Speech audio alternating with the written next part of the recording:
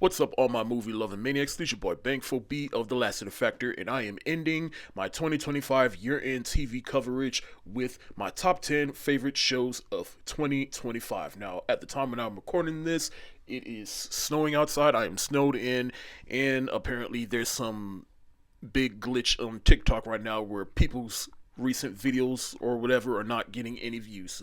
But I'm just recording this right now just so I can at least have it saved on my profile so that whenever TikTok gets their shit together, I can just post it and boom, there we go. So I don't gotta worry about it later.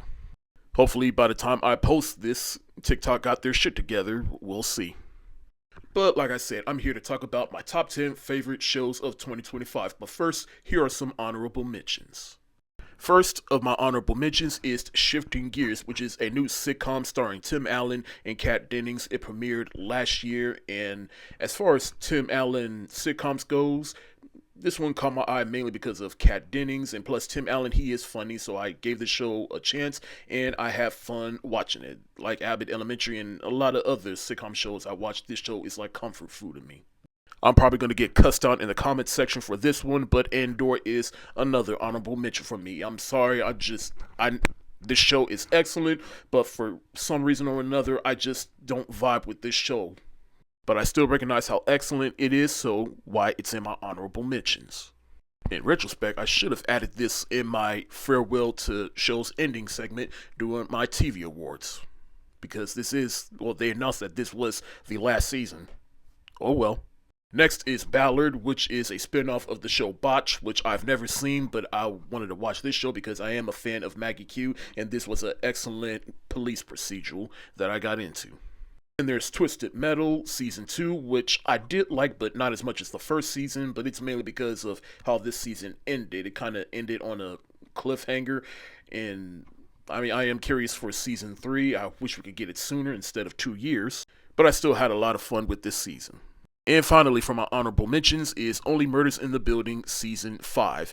I said during the TV Awards that this show had the biggest turnaround because it feels like all the odd number seasons are the best ones and all the even number ones are okay at best. But this was definitely the best season since Season 3 for me. And those are my honorable mentions, so let's get into my top 10 favorite shows of 2025. Coming in at number 10 is Stranger Things 5. This last season was a bit uneven, but by the time we got to the epilogue, I really enjoyed the journey. We got to that point, and it feels like doing that epilogue, that's when the Duffer Brothers really remembered why people fell in love with this show, and it was a satisfying end to a show. At number 9 is another show that was separated into 3 parts, and that is Cobra Kai Season 6, in which the final third part premiered in February of last year, and to me this is definitely the better of the 3 parts. But the season as a whole, it was a little uneven like Stranger Things 5, but this final part, it definitely brought the series home and a satisfying conclusion to the Cobra Kai series. At number 8 is Abbott Elementary Season 4, and unlike its previous season, it was a bit of an improvement because this season wasn't affected by the strikes from a few years ago, so it felt like a complete season, and just the way they progressed the characters on this show, and while still being funny, and shout out to, sorry, I was blanking on her name for a sec. Shout out to Janelle James, who recently won an award for her work during this season, and well deserved because I like how they progressed her character on this show. But this season, definitely one of the best since, let's say, season 2, in my opinion. Coming in at number 7 is Gen V Season 2, which a lot of people didn't really fuck with, and I understand that, but I did like the season because it ties into The Boys and the final season of The Boys at that, and I'm just excited for how these characters will be incorporated into the final season if they do. But also the way they progress these characters from the first season till now, and just their overall growth, I really like that. Coming in at number 6 is Peacemaker Season 2, which I really, really enjoyed up until the finale of this season, but everything else up until that, I was just hooked. I was ready for every episode, and just the work they did with Peacemaker and Harcourt and some of the other characters and how they played with the multiverse in this new DC universe set up by James Gunn. I was in love. At number 5 is It, Welcome to Derry, which turned out to be one of the biggest surprises in terms of TV this year. I was a little worried because it's like, all right, how are they going to continue the Pennywise universe? And surprisingly, they managed to do it in a way that makes sense and kind of progresses the movies. Watching Bill Skarsgård return as Pennywise was just a joy to watch.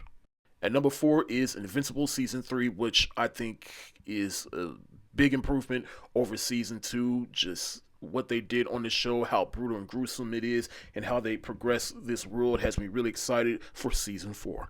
At number 3 is another surprise that I did not expect to like as much as I did, and that is Forever. This show not only was just in ways relatable, but just the performances and just the way they progress this love story between these two from high school and transitioning into high school. It just made it so relatable, realistic, and in a way just kind of modern and progressive.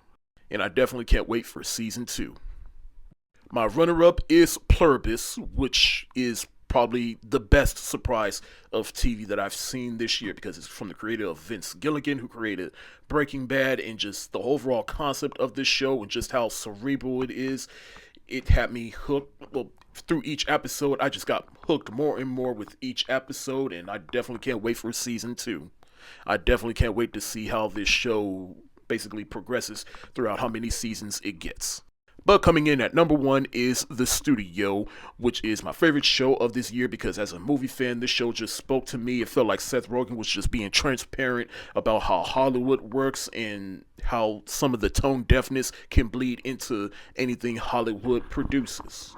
Seth Rogen, he's really on the road in terms of producing, and this show was just a joy to watch. And that is why it is my favorite show of 2025.